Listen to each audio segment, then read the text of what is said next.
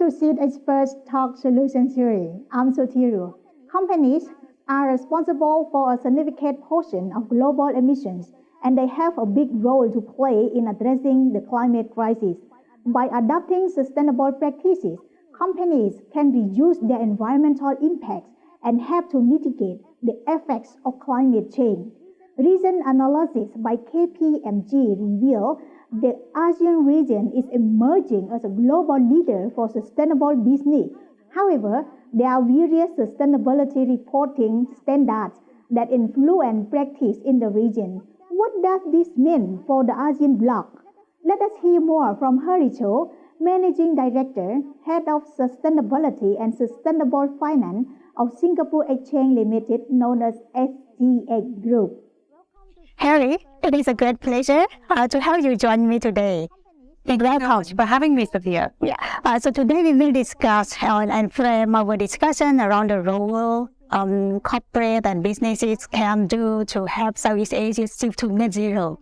Okay, so because worsening climate risk have made it more urgent, this day for companies to operate more sustainably, right? So why it is important to harmonize sustainability standard in this circumstance? Well, let me give two analogies just to make it easier to understand.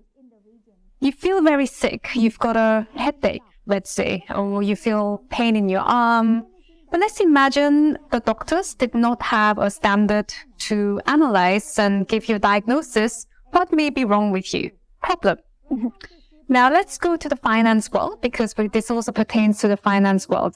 The story with how the company is healthy has evolved, and sustainability today, climate change, these have become both risks and opportunities for companies.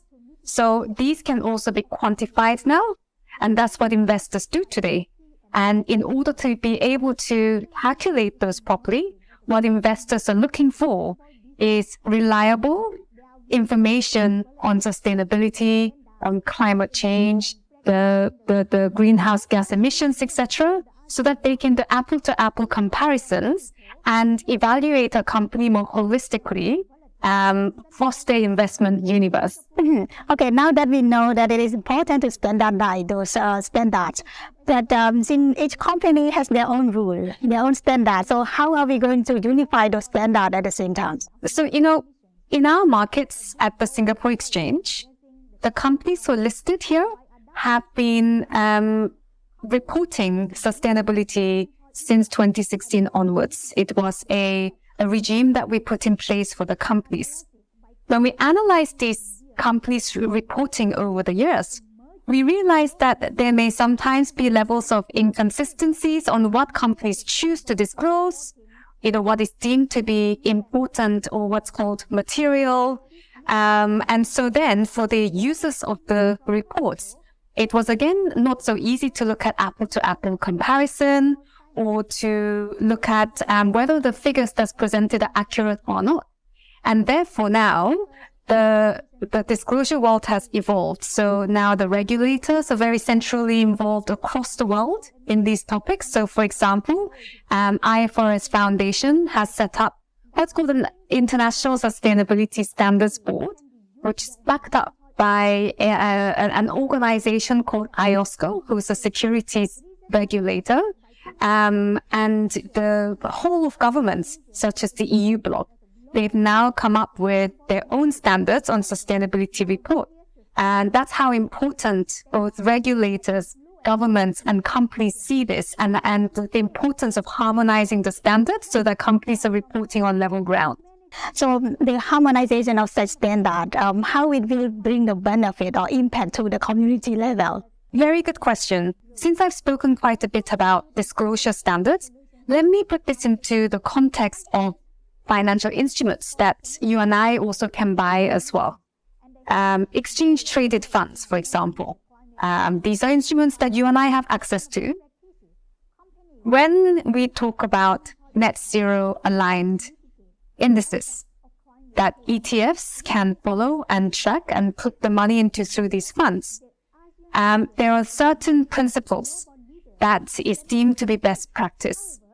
Now, one of them that directly impacts community is to say, whilst the best net zero aligned indices, of course, should adhere to the best of science and also have very forward-looking approaches on climate, they also should be component of what's called just transition.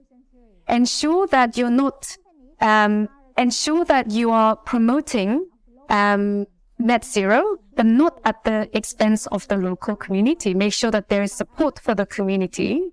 And so we are starting to see this seep into the different products, but of course also in the disclosure standards as well. My last question for you, Herry. So what is your vision for future harmonization of financial standard in ASEAN? So, not every single fingers are of same height. So even though harmonization of standards are important, when each country or region adopts the harmonized standard, there may also have to be further considerations on whether there would have to be certain changes in order to befit the particular situation in the country. So, for example, if you are in Philippines, where hyphen risk is very high, that's a very different set of situation when it comes to sustainability than, let's say, Laos. And so these kind of components will have to be taken into perspective. However, with a baseline in global standards, what it means is you've got a global baseline, then each of the countries can take into account the global baseline to adjust what very much so befits their own market.